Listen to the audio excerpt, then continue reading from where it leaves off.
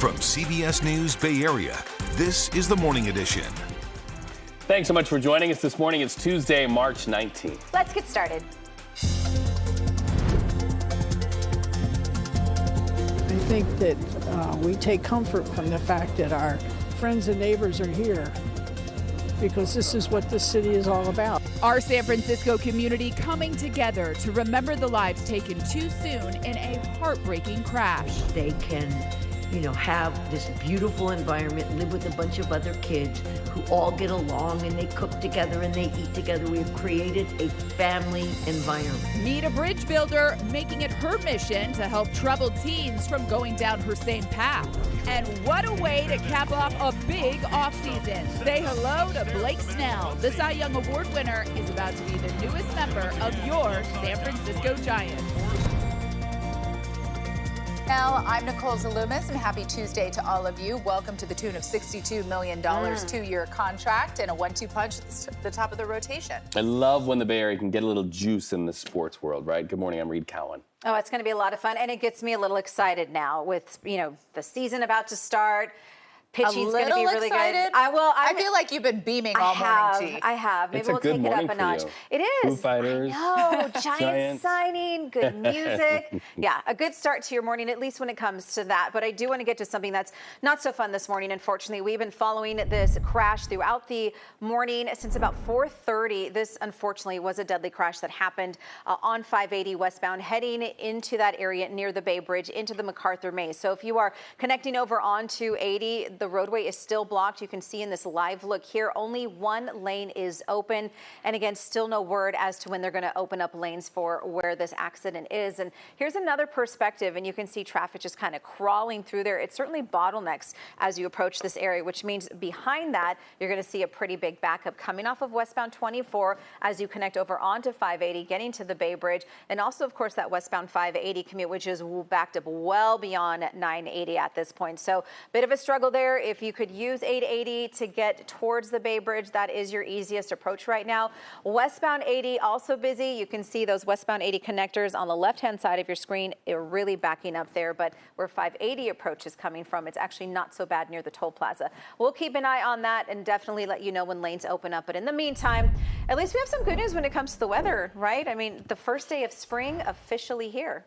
Oh, I know. It's finally the spring equinox here for us all throughout the world. And as we wake up and head out the door in our little sliver of the world, the Bay Area, we are waking up to some more cool and cloudy skies all throughout the Bay. I have it on our virtual reality map, and right behind me you can see our live look from San Francisco over the Bay water right now, where, yeah, it's cool, it's gray, it's cloudy, but above that cloud layer, all the way down into the Santa Clara Valley we go, it almost looks like water right here.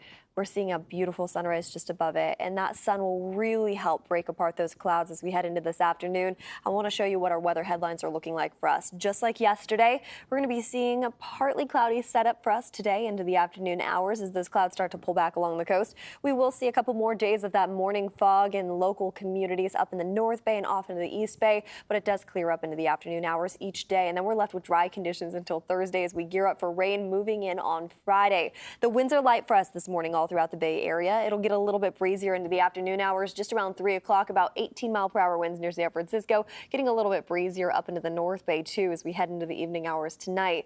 That could still whip up that pollen in the air, and we are sitting in that medium to high category throughout the next couple days as we have those dry days ahead of us. So if you are sensitive to allergies, this is just a friendly reminder. What we had over the weekend is still what we have today and tomorrow, which is that medium to high category, and that pollen count is going to stay high lasting until Friday. Now, as we head into Friday's forecast, the Climate Prediction Center is showing wetter than normal conditions throughout most of the Bay Area and actually throughout most of our state of California, meaning we could see a better chance of showers around the corner, and that's definitely the case heading into this weekend's forecast. By Friday, Saturday, lasting into this weekend, we have rainy skies ahead of us, and I'll tell you how much you can expect coming up. But for now, over to you, Nicole.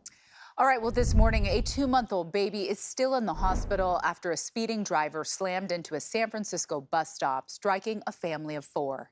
The dad, 40-year-old Diego, originally from Brazil, and another little boy who would have turned 2 in August, died at the scene. The mother, 38-year-old Matilde from Portugal, died Sunday from her injuries. It happened right outside the West Portal station. Several witnesses said that they saw the family thrown in the air after the impact.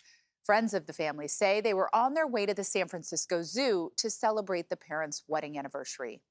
Since then, memorials have appeared at the Eulala Street stop. A huge group of people gathered at the crash site last night, some of them in tears, to remember this young family.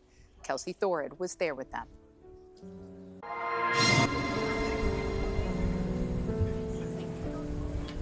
It was a somber gathering, one filled with only the sounds of a soothing piano and the collective grief of strangers supporting a family in mourning. I think that we take comfort from the fact that our friends and neighbors are here because this is what the city is all about. It's just so incredibly sad. I mean, all they were doing is going to the zoo, you know, and then the little baby's still in the hospital. It's heartbreaking. Nina Vico told me she was actually just up the road when the crash happened. And we heard the crash, we heard the sirens, we heard everything, but I didn't expect it to be this tragic. Now, days later, people want answers and action. Both Mayor Breed and Police Chief Scott attended the vigil. Michael Borden, who himself was hit by a car in San Francisco years ago, told me he wants to see both city and state leaders make street safety a priority. I'm one of the lucky ones, but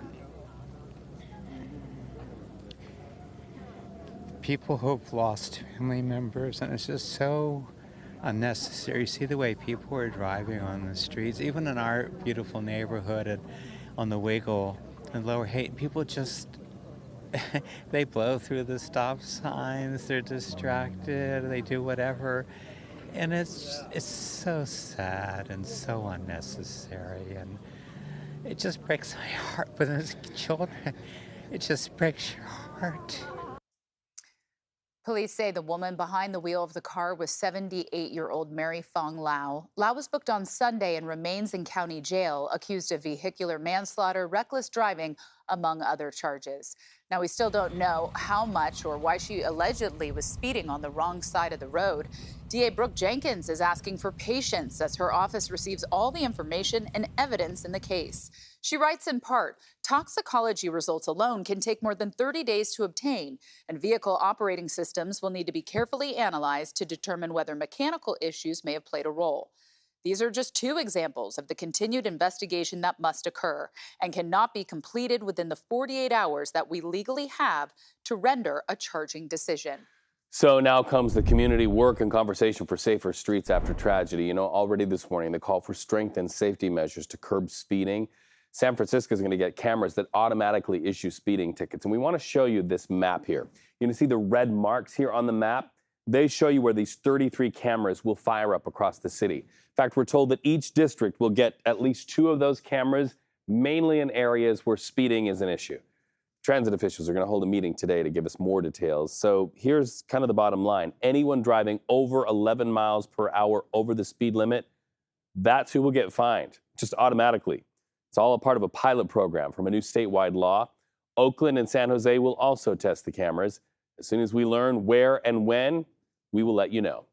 A San Pablo man accused of killing his wife and mother-in-law will face a judge today. We're talking about 40-year-old To Lee and her mother, 74-year-old Kay Tran. They have been missing since early September. Police say Lee's husband, Phuc Vo, told them the women drove to Southern California after some sort of a family argument. But listen to this. After spotting Vo in Oakland driving the very car he said his wife had taken south, police arrested him, named him a person of interest. So far, no bodies found, but police believe Vo is responsible for the deaths. If your telephone service at home is a landline and you want to keep it, listen up. You're going to have to fight for it. AT&T, they want to be relieved of their obligations to provide landline service. That's according to the California Public Utilities Commission. As more and more people opt to cut the cord, the CPUC is offering 2 last chances to weigh in on AT&T's request. They will hold virtual hearings today at 2 and 6 p.m. Critics say cutting the cord would hurt neighborhoods that already have spotty or non-existent cell service.